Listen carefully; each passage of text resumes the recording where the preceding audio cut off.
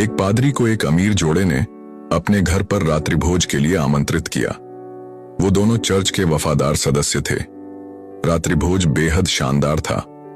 पादरी ने घर को आशीर्वाद दिया और फिर वहां से चले गए। लेकिन जैसे ही पादरी रवाना हुए, पत्नी ने एक अजीब बात नोट की। चांदी का एक चम्मच गायब था। वह नाराज हो गई और अपने पति को बताया।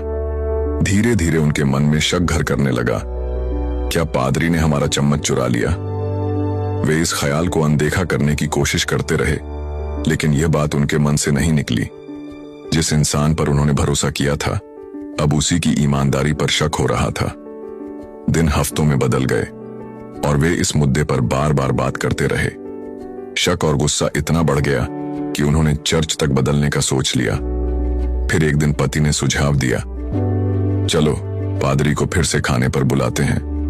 अगर उन्होंने कुछ नहीं कहा तो हम उनसे सीधे पूछेंगे। उन्होंने पादरी को दोबारा आमंत्रित किया और पादरी ने खुशी से न्योता स्वीकार कर लिया। लेकिन इस बार डिनर टेबल पर वातावरण तनावपूर्ण था।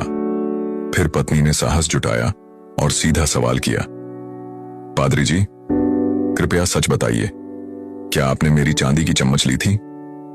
पादरी मुस्कुराए, शांत स्वर में बोले, मैंने वह चम्मच आपकी बाइबल के अंदर रख दी थी, यह देखने के लिए कि आप उसे पढ़ते हैं या नहीं। अब मुझे जवाब मिल गया है। यह सुनते ही पति पत्नी स्तब्ध रह गए। उन्हें समझ आया कि बाइबल तब से वैसी की वैसी बंद पड़ी थी। कई हफ्तों से उन्होंने उसे छुआ तक नहीं था। वे इतने व्यस्त थे दूसरों पर शक करने में कि खुद का आत्मनिरीक्षण करना भूल गए। कहानी की सीख, हम अक्सर दूसरों पर जल्दी शक करते हैं, जबकि सच्चाई हमारे ही भीतर छुपी होती है।